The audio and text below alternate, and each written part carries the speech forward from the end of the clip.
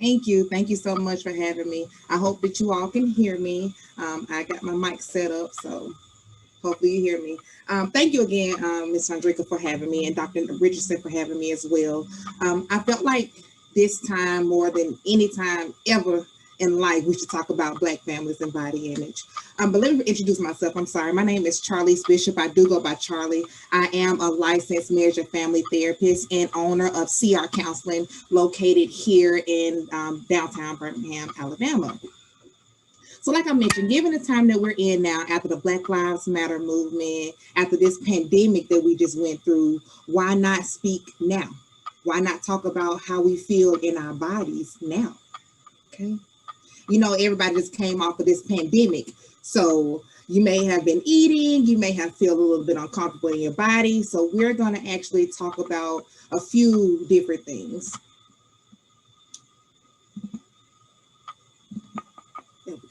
So by the end of this presentation, you will have a better understanding of the historical and cultural roles of the Black family and the influences on body image. Okay, you will learn different culturally affirming and sensitive approaches to understand personal biases that you may have when treating Black clients. You'll also be able to learn different psychoeducational tools and techniques that I use in my practice, and also that are heavily used across the nation when it comes to working with clients that have eating disorders or have body image issues. And some of my methods would be more focused on the Black family, the Black client. Okay. Please feel free to ask any questions throughout, and I will try to stop and see if they come up on my screen or not. So this is my family. This is the Bishop family. This is my sisters, my mom, my dad, my nephew, and that is my little nugget right there in the center. So this is the family that I grew up with, right? So as a young Black female from the deep South here in Birmingham, Alabama, it was common for my family to go to eat Sunday dinner at my grandma's house. Well, we call it Big Mom. And we would go after church, and all of my family would gather at Big Mom's house. Aunts, uncles, cousins, everybody would be there, right? And I remember my family or somebody in the family would have the newspaper. And, you know, they would look through the newspaper looking for a movie to watch that afternoon, go to Irondale or something like that. But as we're eating, we have the adults at one table, and we have the children at the other table. Got the children's table, adult table. And we will eat, and we will fellowship, and we have fun. And parents may talk about what's happening in the world, or what's happening at work, or even what's happening at the kids, like the big accomplishments they're making. But every now and then you would hear somebody make the comment, "Ooh, she needs to slow down," or "He don't need another plate. His thighs or her thighs are rubbing together." They would make comments like that. Didn't think anything of it. That was just our culture. That's the things that we said. But I don't think what my family understood at that time is the negative connotation that food had with body image, and especially for me. Yeah. As I got older, I really started to struggle with my body and how I felt and how I looked in my body, to where I had to go do some different things, and I sought help and all that good stuff that you're supposed to do, right? And then I started to do research. I started to look at, okay, I know I'm not the only person who feels how I feel in my body, who wants to restrict certain foods so I won't gain certain weight, right? So I did all this research, and I found an abundance of research on eating disorders. But then when I started to try to be more specific into people that look like me, the research was few and far in between, very, very scarce. So considering that lack of research, the lack of people talking about Black people struggling with eating disorders and body image issues, and just the lack of the awareness overall, that hinders the process for a Black client, for a Black family to move through recovery and to move towards success as a Black person, right?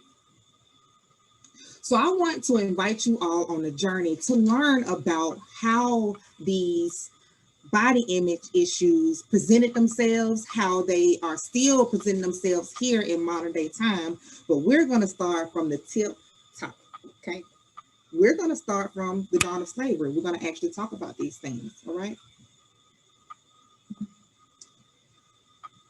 So pictured here is a slave ship that has bodies on it, people. So these little black specks that you see, many of you may have seen this picture before, something similar, but those are black people that are being shipped across the ocean. And they're sitting, just imagine this, they're sitting side by side, shoulder to shoulder, shackled to one another, right? They're shackled to each other, no water, no way to use the bathroom, none of this. People are dying left and right of them. And they are transported across the ocean for days and weeks and months like this. Could you imagine that? I couldn't imagine it. I just couldn't imagine being there. Now, the first stop that they made when they got to the land, America, United States of America, when they got here, what was it? Where did they first stop? The auction block, right? They got off the ship. They walked them up to the auction block that was right there off of the dock to be sold, okay? And I want to take a second to look at these two auction blocks here that I have on the screen. The one on the left was taken in, this is a picture from Fredericksburg, Virginia. And this was the last auction block still up in the United States that was removed in October of last year. After the Black Lives Matter movement pushed it. That was just 7, 8, 9, 10 months ago that this auction block was still up, right? And then this other picture, I took this picture actually when I visited DC a couple of years ago. And had I known how important it would have been, I would have taken a better picture. But this was taken at the Smithsonian National Museum of Natural History. And I just wanted to see it. I wanted to feel it. I wanted to understand where our first stop was. Yeah. So the slaves, they get here, they get off the block. They get off the ship and they get on the block. And immediately we are starting to see the separation of the family, right? So imagine you have a white man up at the top who's leading the auction, and you have a room full of, or sometimes they're outside, full of white masters, and occasionally they have misses there, but not a lot.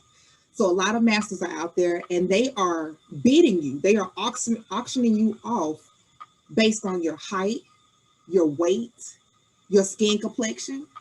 They are looking at your body image and what you can do for them, right?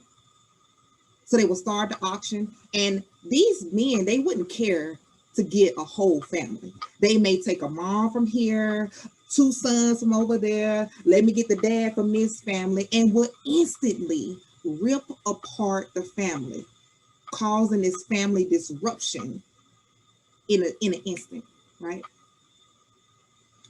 So the master would take his possessions, that's what he called them. I bought these are mine. They didn't look at us as people.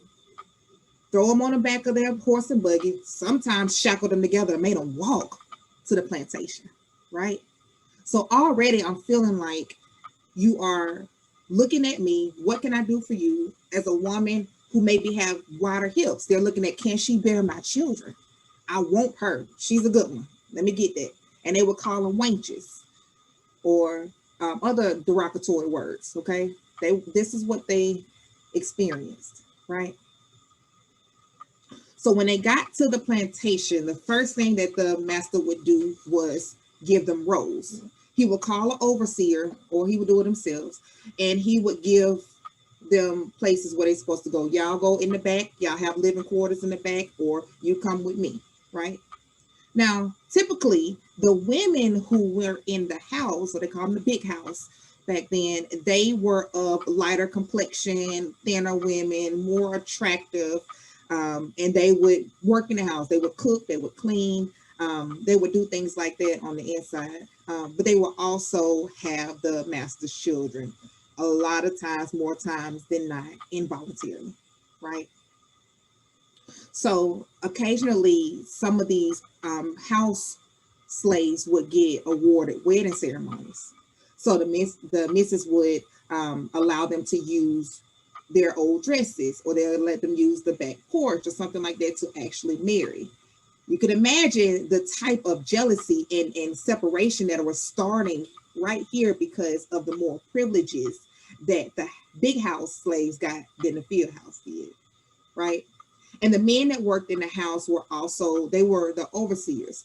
A lot of times, more times than not, they were the master's offsprings. So they were created based off of involuntary or voluntary sex.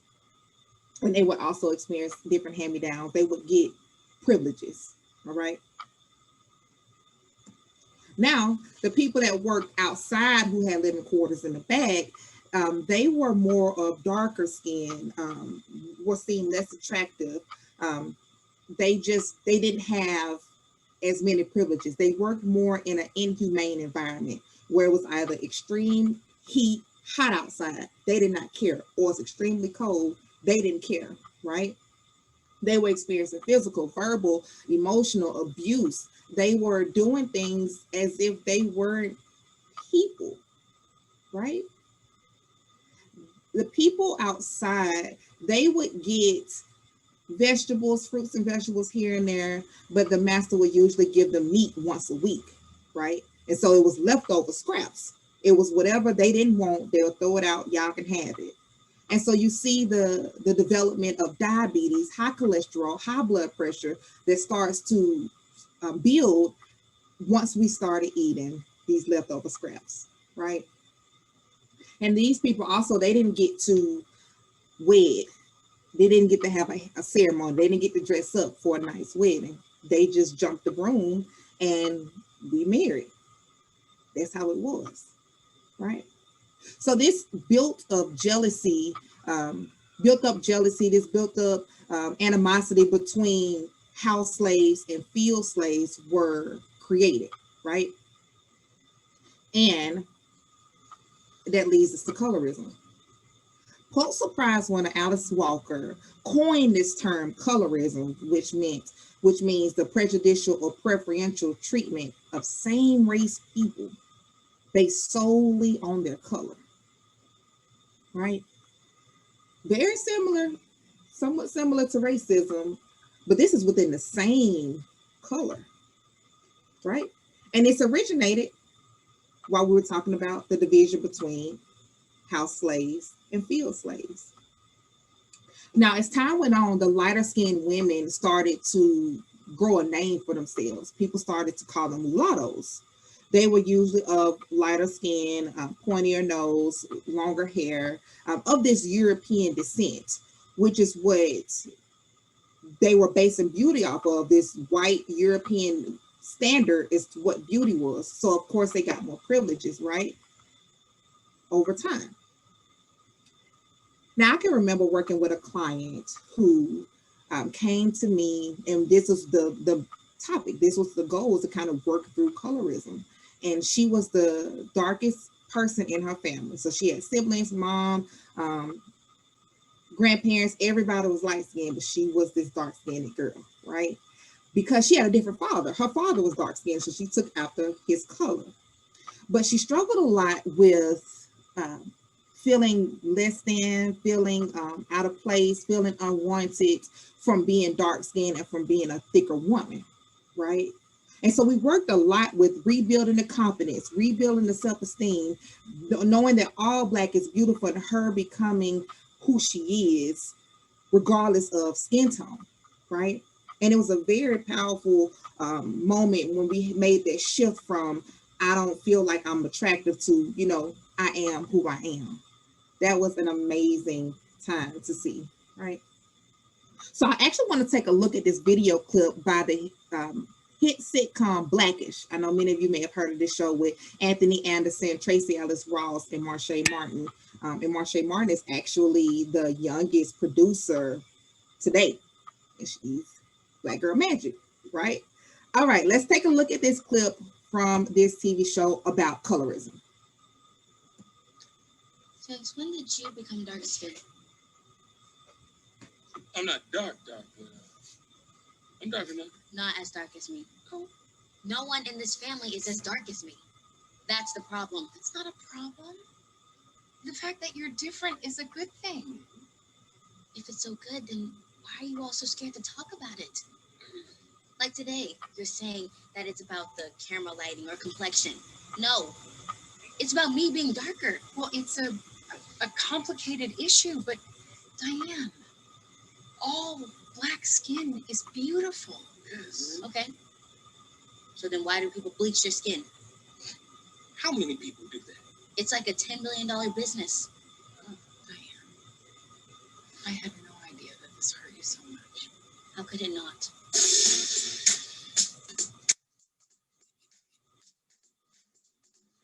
It's everywhere I look. Oh, trust me, women like us shouldn't wear red lipstick. Try this one. It's everywhere I go. Oh, look at you. You are gorgeous for a dark-skinned girl. It's everyone I talk to. You see? Now you feel bad for me. Well, you know, This is why I didn't want to talk about it. I just don't want to be different.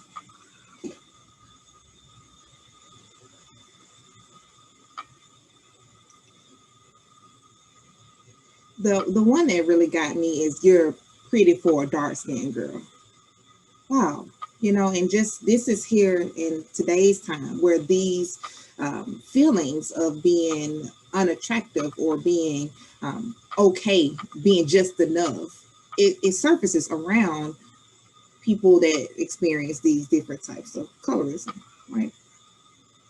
So we're going to look at some different roles. Okay. So another legacy of slavery were the different stereotypes that women had, right? So they started to build these we'll talk about three different idols or stereotypes that they start to build. And the first one we're going to look at is mammy. Now, the mammy, which is like the Aunt Jemima logo, but she was the one who was usually large, the obese. She was dark skinned. She had the kinky hair, the bandana. She was the one that was in there cooking and cleaning. She was seen as unattractive. Okay. Nobody wanted to be with the mammy. Now, interestingly enough, we use that term now in a derogatory way. I'm pretty sure you heard people, they go back and forth and they'll say, "Your mammy." And that was referencing this woman who was unattractive, who was a big woman, and nobody cared to look at her.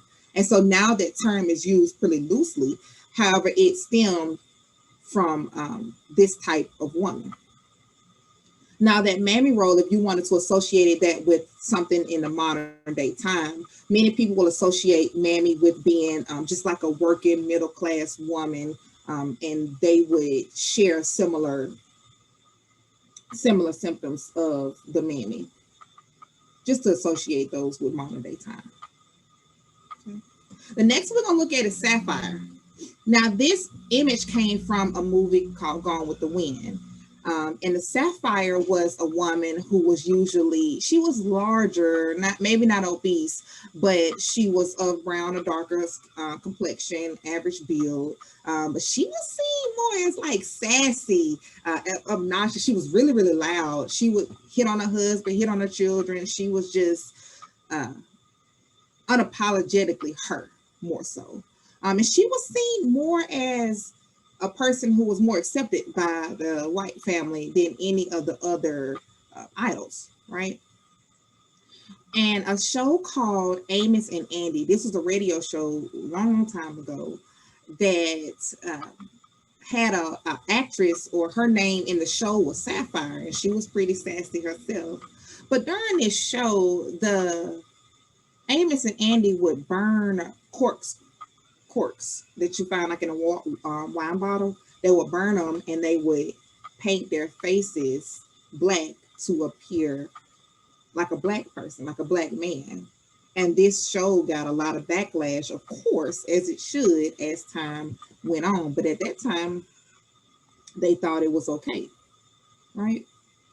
And that's where you've seen, of course, Sapphire. The last one we're going to look at is the Jezebel. A lot of you may have heard of Jezebel. Is used pretty frequently now. and she was the one that was more seductive and sexual, right? She could also be seen as a sexual mulatto in a sense, where she was of lighter complexion. She was the straight hair. She had the European descent. And so that's how she would move.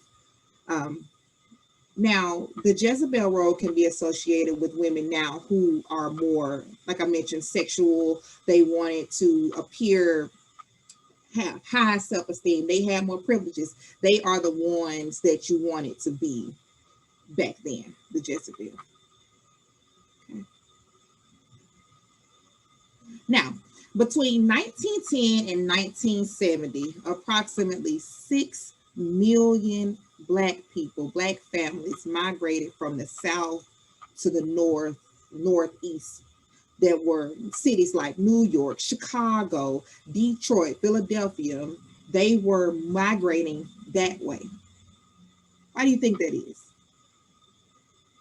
So these families, they were experiencing lynching. They were experiencing inhumane environments. They were experiencing life still as it was for slaves in a sense.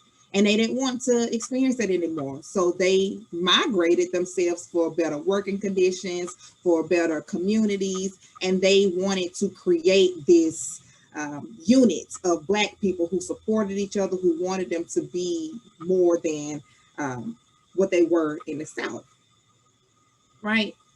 And they created their own school systems, their own banks, their own hair salons. They had their own life up here in the Northeast. Okay. Now they actually transitioned Harlem, which is a fun fact. It was an all-white community that transitioned into an urban city as the Great Migration was happening, right?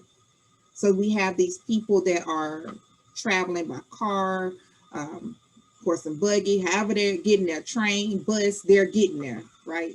They wanted to redefine Black culture. They wanted it to have a new meaning of what it is to be Black. We don't have to stay in the South. We don't have to endure this pain. We want to create something new. Okay. Now, as the Black families transitions to this separate but equal society, they still had distinctive roles that they were supposed to play in, right? So the husband was the provider and the protector, hands down. That's what he did. He went to work. He made sure the bills was paid. He came back home. He took care of the family. That's what he was supposed to do, right? The wife was more of the nurturer, and she would make sure she took care of the kids and the husband, and make sure everybody ate, and make sure the kids did their homework. And the kids were responsible for going outside and playing, right? A lot of times the Black family just didn't consist of the nuclear family, the people that lived in the house, that immediate part. A lot of times it included the extended family, right? So that's the neighbors, that's the aunts, that's the uncles, that's the church members, right? These are people who are helping raise the children, right? They're helping to create this village. As we say, we always say what? It takes a village to raise a child, right? They were creating this sense of comfort right here in their own neighborhoods, right? So we're going to take a look at a trailer from Fences that starred Denzel Washington and Viola Davis, and their take on what it was to be Black during this time, what it was to make sure that we had to provide for the family, and the hardships that they had to go through. Okay, mind you, this is a trailer.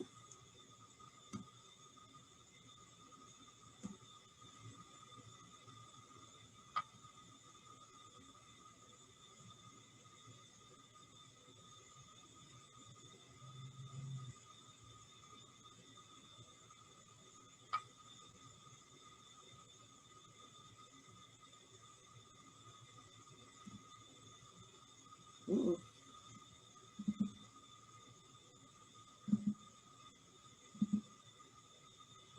Okay. Hey, Pop. Can I ask you a question? How come you ain't never liked me? Like you. What law is there say I got to like you? No. All right then. Don't you eat every day? Answer me when I talk to you. Don't you eat every day? Yeah. As long as you in my house, you put a sir on the end of it when you talk to me. Yes, sir. You eat every day. Yes, sir. Got a roof over your head. Yes, sir. Got clothes on your back. Yes, sir. Why you think that is? Because of you. Hell, I know it's because of me. But why do you think that is?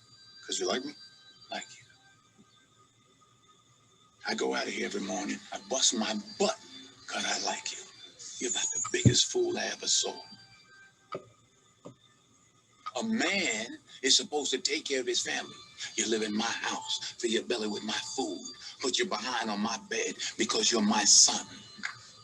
It's my duty to take care of you. I owe a responsibility to you. I ain't got to like you. Now, I don't give you everything I got to give you. I give you your life. Me and your mama worked that out between us, and liking your black ass wasn't part of the bargain. Now, don't you go through life worrying about whether somebody like you or not. You best be making sure that they're doing right by you. You understand what I'm saying? Everything that boy do, he do for you. It's not easy for me to admit that I've been standing in the same place for 18 years. Well, I've been standing with you.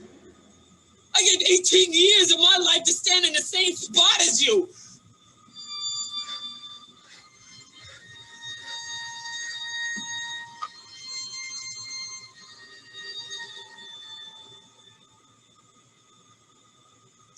Wow. That scene gives me chills every time I watch it. It is just so real and raw of what they had to experience and what they had to go through, and how they had to sacrifice, right?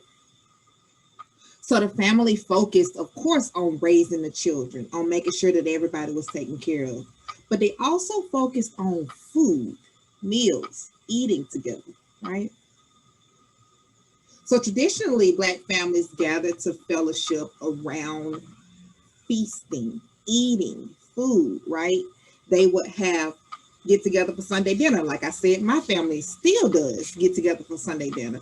Weddings, repasts, whatever it may be, a family function, whatever it is, there's going to be some food there, right? And we kind of had this term of soul food. This was the food that allowed you to feel comfort. It made you feel like you were healing. It created this notion of being comfortable, right? But to some people, that comfort may have exceeded the limit of what people may say normal is, to where they may start to have disordered eating in a sense that isn't healthy for them, right? So we're going to look at a couple of different types of eating disorders coming up next.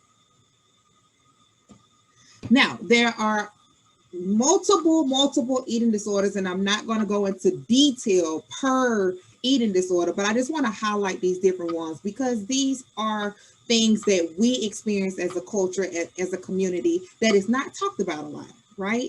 That's why I'm very passionate about talking about these different experiences that we may have, because I myself experienced some of this stuff. All right.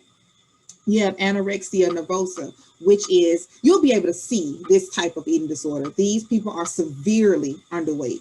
And this can be man, woman, whoever this may be, can experience these type of eating disorders, right? So you have anorexia nervosa, which is, you'll be able to see them. Then you have bulimia nervosa, which is the eating disorder where you may avoid or restrict certain types of food. And then you're going to have some type of compensatory behavior that follows that. So laxative use, vomiting, over exercising, something to rid the waste of food that you just ate, right? Binge eating disorder is when people eat large portions of food, usually in secret, or sometimes they're not in secret, but usually in secret or in inappropriate meals. And this is actually the #1 eating disorder in the African American community, in this Black community.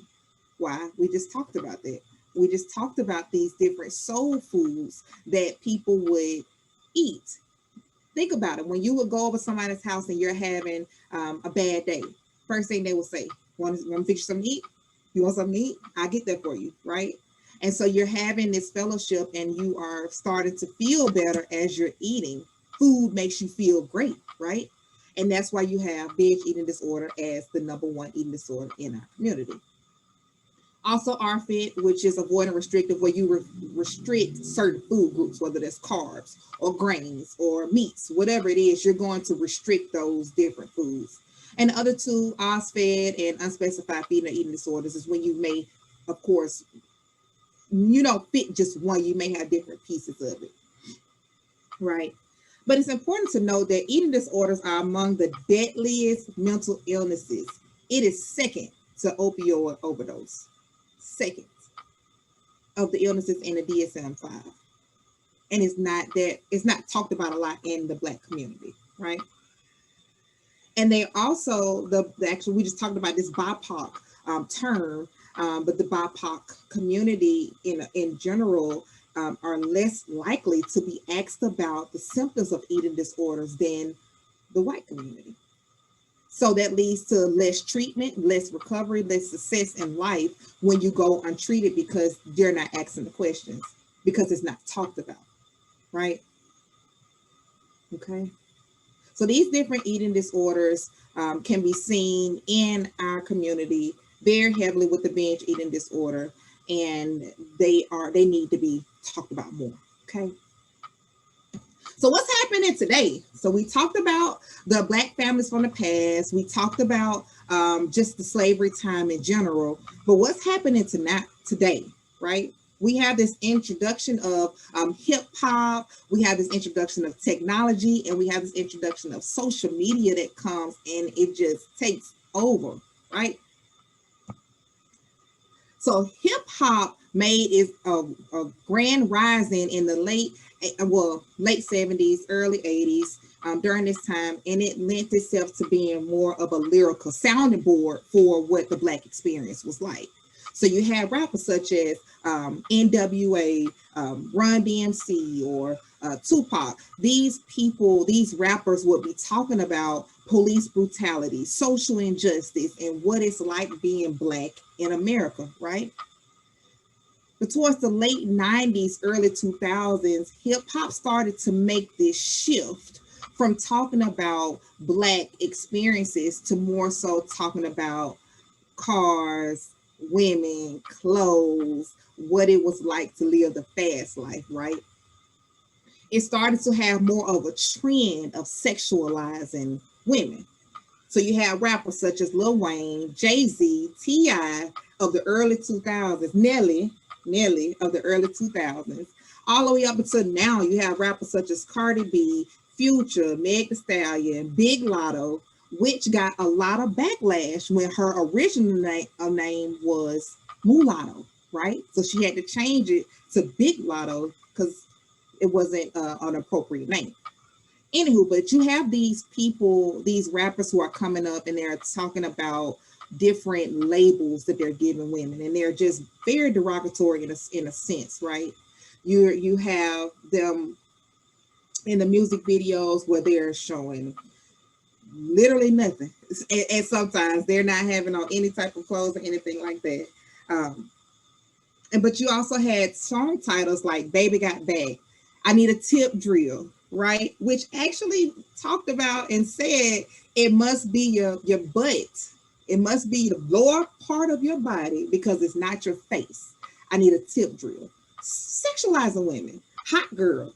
Or even now, they had the song that just came out not too long ago, WAP, by Meg Thee Stallion and Cardi B, right? All of these terms, all of these lyrics are creating this derogatory sexualization of Black women, hence how we view ourselves, right? They would commonly use the term bitch or hoe. They would say that. Excuse me for saying that, but that's what they say, right? They say these terms and it's used so loosely because that's what hip hop says that we are as Black women, right? Okay. Now, we were listening to music on the radio, and they started to come out with different music videos, and they would stream them, right? Have an MTV TRL, BT 106 Top 10 Park, 106 in Park Top 10 Live, excuse me, and BT Uncut were the shows to watch for the videos, right? You had to catch these. And I remember as a child, me and my sisters would record BET 106 in Park Top 10 live on Fridays. That's when they had Freestyle Friday. And some of us wanted to be a rapper, but see how that panned out, right? But we would record these videos and we would have a great time doing it too. And the next morning we would learn the dance moves, right? But one Friday, my mom seen us in the den and she said, Charlie, Rico Z, are y'all in there recording videos? And we looking like, yeah, we're gonna learn the dances tomorrow. And I remember her getting so mad. She walked in there, cut the TV off, snatched the tape, because at that time we had VHS, right? VHS, VCR, we had that. She snatched the tape out and told us to go on somewhere. But what I didn't recognize at that time was that hip hop was inadvertently creating these visuals and auditory influences, negative influences on me and the people around me, my peers, right? Right? We're seeing these things, we're moving, we're shaking, we're having a good time, not realizing that some of the things that we're saying or the way that we're moving as 9, 10, 11, 12-year-old girls were inappropriate, right? And so this is creating this vibe, we can use that word now, this vibe of sexiness, right? At a young age. So we're not seeing roles in the music where they're talking about, let's become doctors, let's become lawyers, teachers, therapists, clinicians. No. Our youth aren't seeing it. They're seeing how to be a gangster, a murderer, a thug, a thought is the word that they use a lot now. That is what's seen in the music, right? And you also have terms such as baby dad and baby mama. There's actually a song called That's Just My Baby Daddy, highlighting these negative influences, these negative words and phrases that are keeping the Black family stagnant, right? It's keeping us here, stuck and stagnant. Okay. After we're able to see, we have to wait till Friday to see 106 in Park, but eventually that changed. We were able to see everything in an instant, right? Generation Z brought in this unique method to instantly see other people's lives through social media platforms. So we can go on YouTube to watch the music videos. We can go on Facebook or TikTok or whatever that is to see what we need to see in an instant, just like that. These cell phones, these apps can disrupt the family. How does social media disrupt the family in general? Okay. Everywhere we go, somebody has a cell phone in their hand. You probably have a cell phone in your hand right now. I ain't gonna say nothing, but I know you probably do, right? You have it. It's here. You're looking at stuff. You're scrolling. You're doing everything that you're not supposed to be doing, right? So this takes away time with the family. This decreases the amount of time that you spend with your family. I distinctively remember working with a family, and I told them, I said, this week for your homework, I want y'all to have a family night. I want y'all to have an old school family night where you play cards, board games, go outside, barbecue, whatever you want to do, but you cannot have your cell phones, tablets, no type of electronic device. And they came back and they said, Miss Charlie, it was hard, but we did it. I talked about it. I said, okay, well, what made it so hard? What was hard about it? And they would say, I wanted to take pictures. I wanted to record. There are people out here who are actually recording their lives and making money off of it. Yes, I understand that. However, you're losing time. You are spending time getting together for the picture, taking the picture, editing the picture, posting the picture, and by the time you've done all that, you're tired. And you don't want to hang out with your family anymore, right? So social media came in and just blew it up, right? Okay. So we're going to take, this is my last clip. We're going to take a look at these girls who experience, who talk about their perspective, their experience with social media and how it impacts this new generation of people. Let's take a look.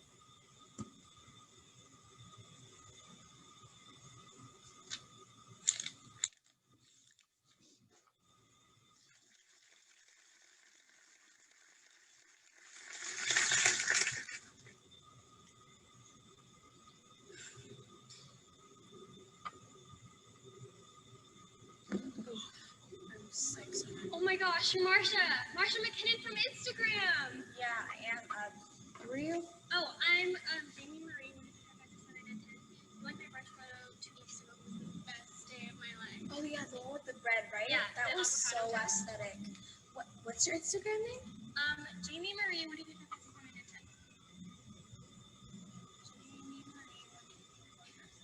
Oh, okay. You're so cute. See, I have so many social media accounts, it's really hard to keep up with my personal life. Like, do I even have a life? I know, it's like you're not even real. I know, I love social media. I know, right? Social media is the very best. Put your authenticity to the I test. guess you won't pass. Scroll through them pictures of vacations and pictures of, in this time of knowledge, ignorance is a choice. But I didn't make that choice. No, the internet, social media, rejoice. I don't know, sweetheart. Just look it up on your phone. No, just answer me even if you don't know. I'm just too lazy to look it up on my phone. Creating these profiles that aren't even us. How do you know it's real? What can you really trust? Are these actually her real abs or are they photoshopped? Hey Siri, what year did Drake's latest album drop? Like my status if you think I'm hot. Like my status if you... Just stop. Wait, are those extensions? Oh, I forgot to mention that I'm just like them. I'm big too and I'm looking for attention. This extension of our social lives, for the perfect Instagram we strive, Snapchatting all of these places. Say hey. What's in front of our faces? At a concert, you'll find a sea of glowing phones, not to mention the flying drones. We enjoy the looks on people's faces when we say, Oh my gosh, I've been so many places. I could be a model. I know that I could, but in a war where I choke to death, I'm not sure if I should. I'm a pretty Instagram model. I was extending my famous internet personality, tricking people into thinking perfection can be reality. Get 1 million followers. I know I could, but there's so many people watching me. I'm not sure if I could, but look at me. I'm so pretty. My life's so crazy. Look at you on your bed scrolling. You must feel so lazy. I'm so jealous of how perfect she is. With this addiction, I'll fill my abyss. Wait, why are you so plastic? No, really, what's behind your aesthetic and this beauty and this fun magic? Talk to me. I'm rotting of jealousy while you're putting up an act. Jealous of something that's not even a fact. It's contrived. It's not who you really are. Why should I even bother to think this far? It's just a screen, just an account. Guess it's time for me to announce that I'm better than you. Take the selfie in 3, 2, swag.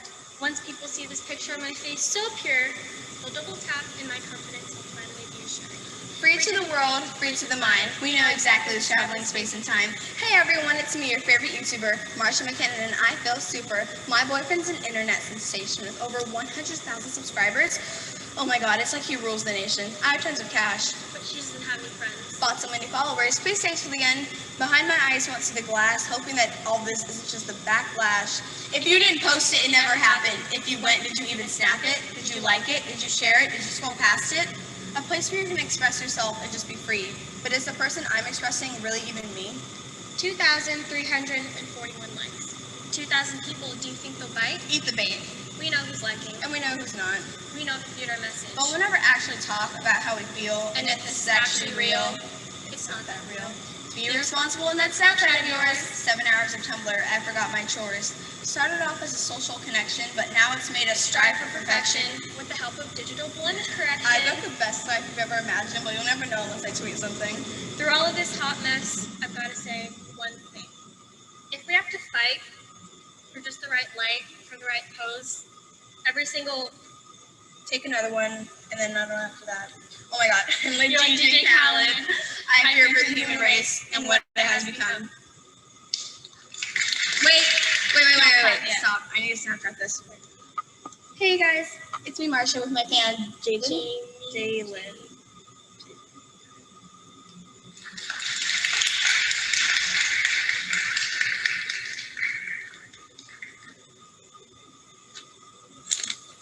Wow.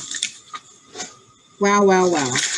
And that is what, that's what happens. That's what we just talked about, where you have to make sure that you are posting and that you are taking pictures and all of these things. And they have these filters that makes you want to feel prettier about yourself. Now, I've worked with clients who've had 100 to 1,000 followers, and I've worked with clients who have had tens and thousands, 100,000, 300,000 followers, right? But the common thing amongst all of these clients was the fact that they still compared themselves, right? They still compared themselves to other people, even if they didn't have as big of a following as the other person. The Florida Health Experience found that 88% of women compared themselves to social media. 88%. That is a heavy percent, right? And celebrities, they push this notion of fashion and beauty and what you're supposed to look like and what your body is supposed to look like. And they have the power to do that, right? And for the sake of time, I'm going to try to keep pushing through so we can have a few minutes at the end to answer any questions if you have any. So pardon me. Let's get through this. So, like I said, they have this, celebrities have this notion of pushing what beauty is supposed to be, right? And they have this ideal body that are goals, right? And it's being snatched. In our community, it is this idea of this perfectly sculpted hourglass figure of what beauty is supposed to be. If you don't have the BBL, if you don't have the small waist and the big hips, what are you doing, right? That's what's happening right now. But what people aren't talking about is people that are dying, right? Because people are the average woman is trying to get these gold ideal bodies, but they are going to backdoor hotels, right? They're going to black market to get injections, and they are dying to look a certain way. Really good example of this was Donda West, Kanye West's mom, right? She died the day after she got liposuction, a tummy tuck, and a breast reduction, right? She got all of these things done, and then the very next day she died from complications from the surgery. We're not talking about that, how people are literally dying, okay? So I want to just make sure that we highlight that there is a difference with these goal bodies and the reality bodies, and that all women can't achieve this goal body, so they go and purchase it, right? Further thinking that this body, this ideal body, is the body to be, right? So let's look at how do we treat Black families, right? Now, before we actually go into treating a Black family, we have to look at the access to mental health coverage. African Americans make up 13% of the population, yet 11% do not have insurance plans that will cover mental health. Now, as a private person in private practice, and I'm sure many of you are in private practice too, you come across this where you have, yes, I accept your insurance. However, you don't have mental health coverage. Why?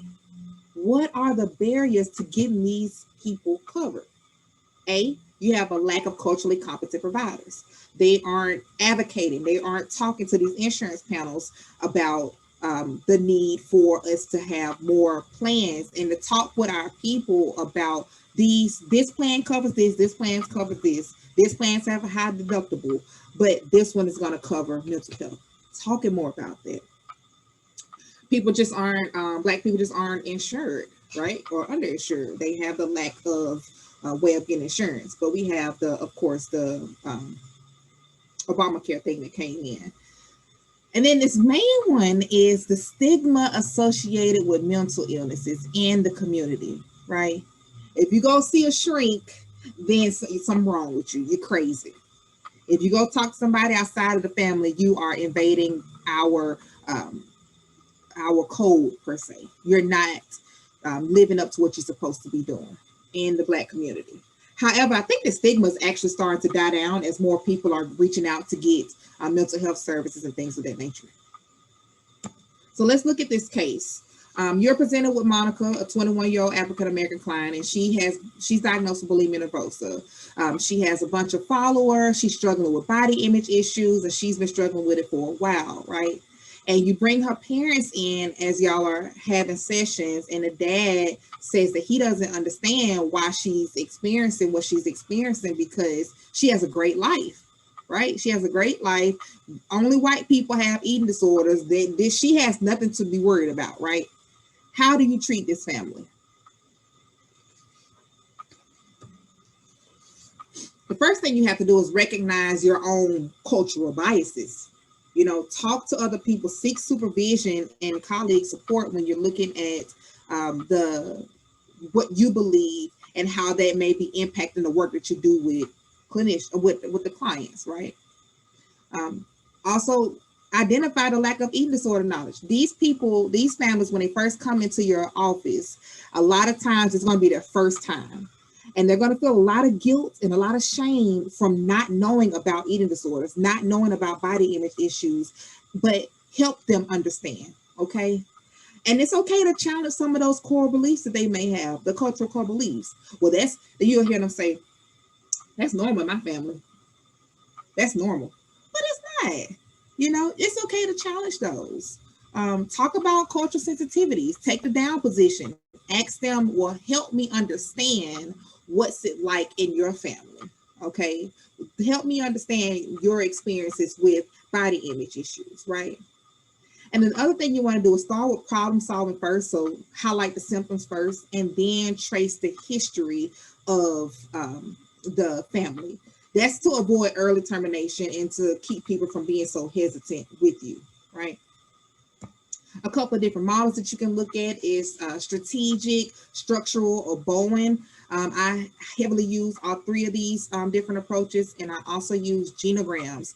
Genograms are a lifesaver because whatever they're not telling you, the genogram is going to tell you. It's going to show you those patterns. And more times than not, in my experience, if you're working with a young lady who has an eating disorder or just struggle with body dysmorphia in general, there's going to be a mom or a sibling or grandparent or aunt, somebody else is going to be struggling with that same thing, but it's not talked about. They don't realize that it's happening, right?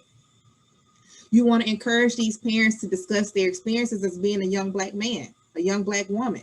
Talk to your kids about what it is like for you, what it was like for you, you know? Have the kids talk to their parents about what it's like living in a new era. We have social media now. We don't just have school bullies. We have cyberbullying. We have these different platforms that make people look like they're having a great time. They're living their best lives, but they aren't all the time, right? Okay. And I want to close out with being culturally competent, right? Which is this ability to work with diverse backgrounds, feelings, and beliefs, regardless of your own, right? You are being competent in knowing about different cultures. And there was a really good book, Treating Black Women with Eating Disorders, a clinician's guide. I would definitely recommend you all get the book. I have the book. This is a great book to use by Charlene Small and Moselle Fuller. And they have these pages in here that talks about different, it has different questions that you can ask. Like what influences does your race or ethnicity have on your body image? You know, what's most important to you about your culture, about your ethnicity? What influences has body and weight played in shaping your body image and beauty standards, right? You want to be able to use these questions to probe the client and probe the family to discuss more about things that they aren't talking about, right? All of this is probably going to be new, okay? So I hope that you all learned something. I do apologize for flying through that last piece, but I want to make sure that I had some extra time at the end if we had any questions. Thank you again for having me. I'm very, very excited to hear back from everyone. And if you have any further questions or need any resources, please, please, please reach out to me. Thank Thank you so, so much. Again, my name is Charlece Bishop, and I am the owner of CR Counseling located here in Birmingham, Alabama. Awesome job, Charlie. Thank you so much. I do have a question personally as a clinician when it comes to this. How do we as clinicians calculate the fact that when it comes to the medical field, there is a strategic racist system, the BMI. We talked about this and how the BMI is not conducive to Black body image because we have hips, we have booty, we have breasts that are not calculated into that BMI. So how do we help clients who may be dealing with body image really understand, and they're associated with what the medical professionals say, like, oh, you're obese because of your BMI. How do we explain to them that BMI does not calculate who we are in genetics? I say it just like that.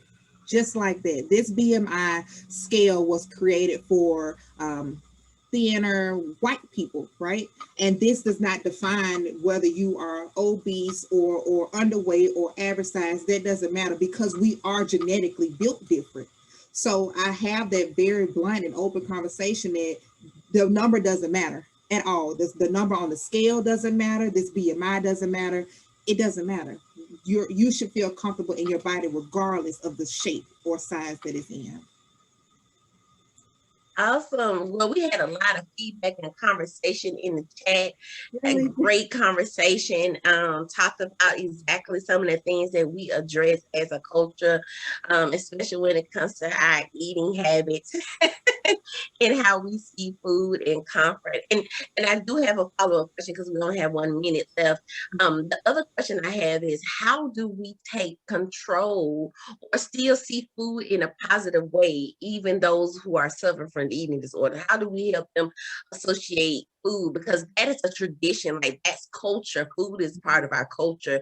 We can see that with High on the Hog, the Netflix show where it talks about African-American cuisine and things of that nature. So how do we help them kind of create a better positive way in a healthy way when it comes to food if they have eating disorder? Yeah, I like to talk about all food fits, health at every size, and the fact that you can portion. You can eat whatever you want to eat, but having an appropriate portion size plate will be more helpful and conducive to your health, and also just the body image that you may be struggling with. So you can still eat your pork chops and your macaroni and collard greens and things like that, but just center it or make sure that it's at an appropriate portion size for your body weight and size and things like that. Awesome.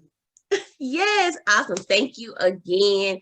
So excited that you were able to present this information. I'm so excited that you were able to present so many unspoken conversations, spoken but unspoken conversations.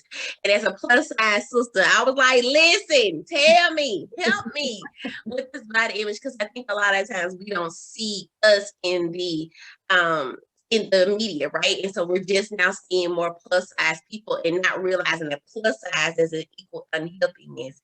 It equals a size. And so I'm grateful that you were able to kind of say, you know what, this ain't all us, right? Like we're not perfectly well. And so I think I'm a sapphire girl. I think I'm sapphire. I'm real sassy here. Thank you.